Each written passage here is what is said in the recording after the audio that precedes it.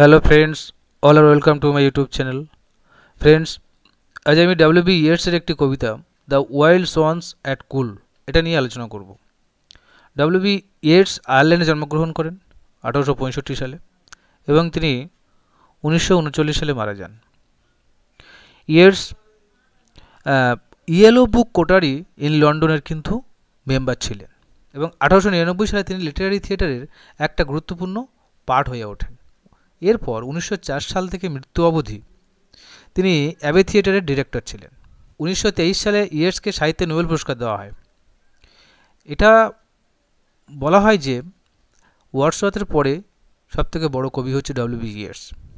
মেসফিল্ড Yeats সম্পর্কে বলেছেন যে the choicest poet and the greatest poetical influence of our time. পরবর্তীকালে T.S. এলিয়ট কিন্তু এই বক্তব্যের সঙ্গে, এই মেসফিল্ডের বক্তব্যের সঙ্গে কিন্তু একমত পোষণ করেছেন বা তিনি এগ্রি করেছেন। তো আজকের যে poem the wild swans at Coole, এই কবিতাটি এমন এক সময় লেখা হয়েছিল যখন ইয়েটস তার বন্ধু লেডি গ্রেগরির সাথে কুল পার্কে তার বাড়িতে ছিলেন। এই কবিতাটি লেখা হয়েছিল তার ছেলে মেজর রবার্ট গ্রেগরিকে উৎসর্গ করে।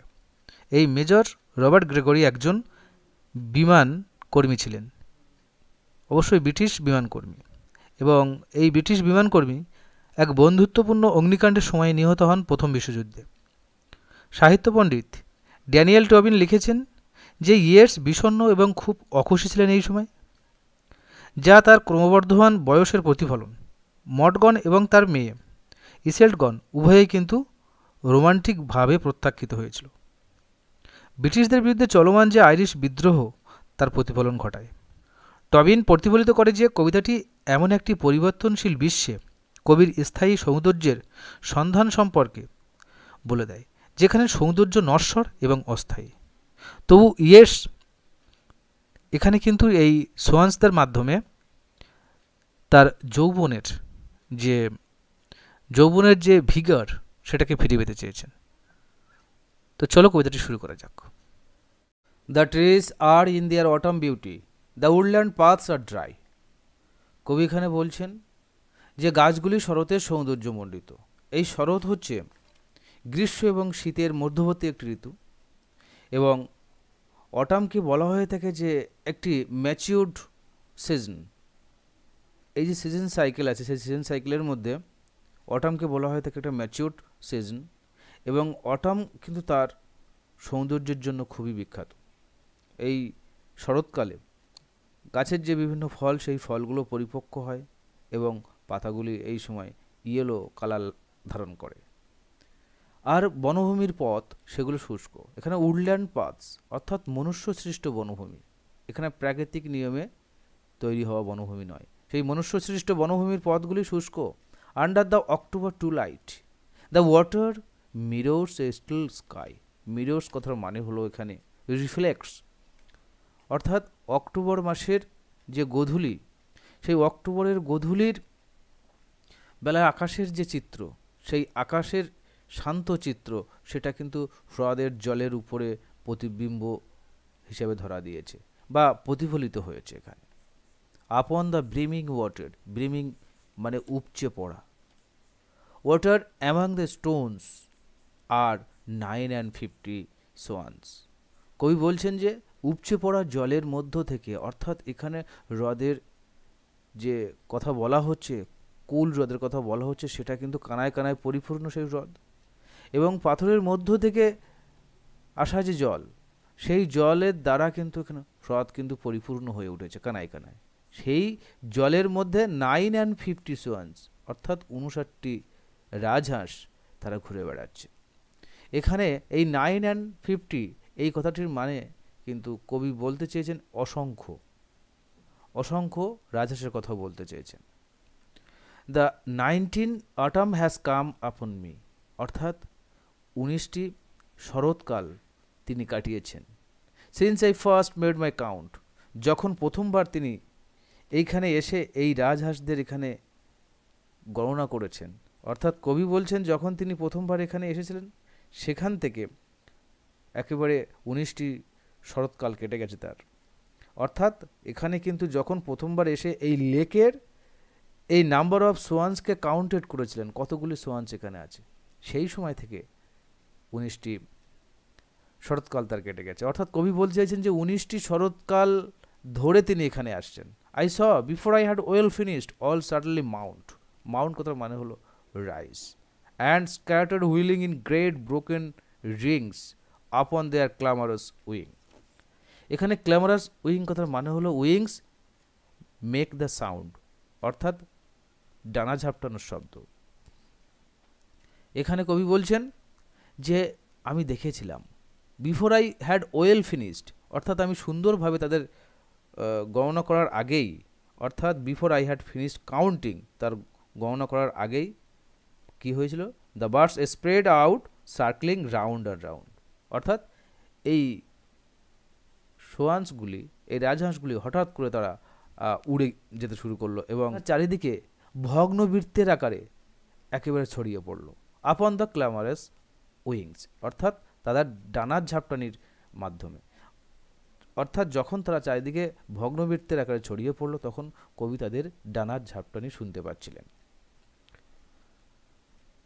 আই হ্যাভ লুকড আপন দোজ ব্রিলিয়ান্ট ক্রিয়েচার্স, কবি বলছেন আমি এই ব্রিলিয়ান্ট ক্রিয়েচার্স, ব্রিলিয়ান্ট মানে অ্যাট্রাকটিভ, এই আকর্ষণীয় প্রাণীদের আমি পর্যবেক্ষণ করেছি। And now my heart is শোর, আমার হৃদয় এখন বেদনাতুর। কবির হৃদয়ে কেন বেদনা আপ্লুত হয়েছে? কারণ আন্ডার দ্য প্রেশার অফ রিয়েলসের যে প্রেশার, সেই প্রেশারের জন্য কবির হৃদয় কিন্তু বেদনা আপ্লুত হয়েছে। ইস্টার রাইজিং এবং ফার্স্ট ওয়ার্ল্ড ওয়ারের মতো যে সমস্ত বাস্তব ঘটনা ঘটেছিল, সেই ঘটনা কবির হৃদয়কে ব্যথা দিয়েছিল। এবং তার সঙ্গে তার বৃদ্ধ বয়স, এই বৃদ্ধ বয়স এবং রিয়েলিটিসের যে প্রেশার, সেই প্রেশার কবির সেই যে গে স্পিরিট, যে আনন্দময় সত্তা, সেই সত্তাটাকে কোথাও যেন হারিয়ে গেছে। এখানে কবির ব্যক্তিগত যে অভিব্যক্তি বা ব্যক্তিগত যে ফিলিংস, অনুভূতি, সেগুলো কিন্তু অনেক পরিবর্তন হয়ে গেছে। সেই সঙ্গে সঙ্গে বাহ্যিক জগৎটাও কিন্তু পরিবর্তন হয়েছে। All changed since I hearing at twilight the first time on the shore, the bellbeat of their wings above my head trod with a lighter tread, অর্থাৎ সব কিছুই পরিবর্তন হয়ে গেছে। যখন প্রথমবার কবি এখানে এই হ্রদের তীরে এসেছিলেন এবং গধূলি বেলাতে তিনি শুনেছিলেন এই সোয়ান্সদের ডানার ঝাপটানির শব্দ, যারা তার মাথার উপর দিয়ে উড়ে গিয়েছিল, তখন তিনি একেবারে হালকা পদক্ষেপে এখান থেকে হেঁটে চলে গিয়েছিলেন। এই ট্রড মিন্স ওয়াক, আনওয়ারিড স্টিল, তারা কিন্তু অক্লান্ত।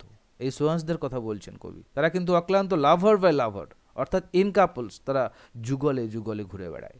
দে paddle in the cold companionable streams or climb the air, তারা কিন্তু সন্তরণ করা, প্যাডেল মিন্স সন্তরণ করা, সাঁতার দেওয়া, in the cold companionable streams, অর্থাৎ অনুকূল ওই হ্রদের জলে, শীতল জলে তারা কিন্তু যুগলে যুগলে ঘুরে বেড়াচ্ছে। আবার কখনো কখনো ক্লাইম দ্য ইয়ার, তারা বাতাসে উড়ে যাচ্ছে। Their hearts have not grown old, তাদের হৃদয় কিন্তু এখনো পর্যন্ত বৃদ্ধ হয়ে যায়নি। অর্থাৎ কবি এখানে বলছেন যে এই রাজহাঁসগুলো তাদের সেই যৌবনের যে উদ্যমতা, সেটা এখনো পর্যন্ত ধরে রাখতে সক্ষম হয়েছে। এখানে কবি কিন্তু এই ওয়াইল্ড সোয়ান্সদের সঙ্গে নিজের একটা কন্ট্রাস্ট তৈরি করেছেন।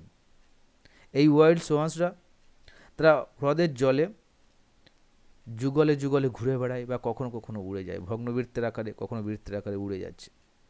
তাদের মধ্যে কিন্তু সেই একই আবেগ এবং ভালোবাসা, জয়ের বাসনা কিন্তু বর্তমান একইভাবেই রয়েছে, কিন্তু কবি সেগুলো হারিয়ে ফেলেছেন। তিনি বয়সের ভারে একদিকে নুয়ে পড়েছেন, আর একদিকে প্রেশার অফ রিয়েলিটিস তার হৃদয়কে কিন্তু অনেকটা গ্রোন ওল্ড করে দিয়েছে।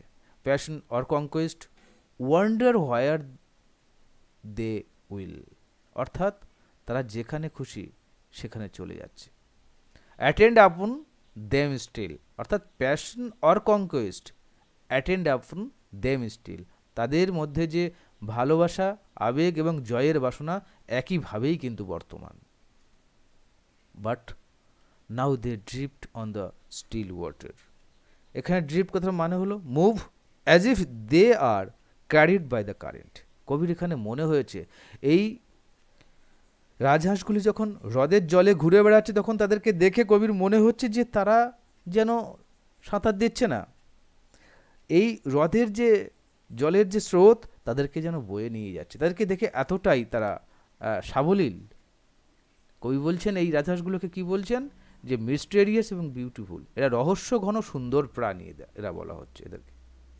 Among what rushes will they build, by what lake's edge or pool, delight men's eyes when I awake someday to find they have flown away. কবি বলছেন যে কোনো রাশেস মিন্স মার্শ প্লান্টস, অর্থাৎ হ্রদের পাশে জন্মানো কোনো আগাছা, সেই আগাছার মধ্যে এই রাজহাঁসগুলি হয়তো তাদের বাসা নির্মাণ করতে পারে। By what lake's edge or pool, কোনো লেক বা পুলের প্রান্তে।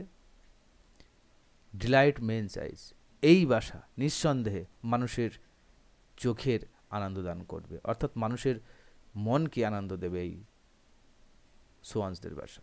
হোয়েন আই অ্যাওক সামডে, কবি বলছেন হয়তো কোনো একদিন আমি জেগে উঠে দেখব, to find they have flown away, কোনো একদিন জেগে উঠে কবি তাদের খুঁজতে গিয়ে দেখবেন যে তারা কোথাও উড়ে গেছে।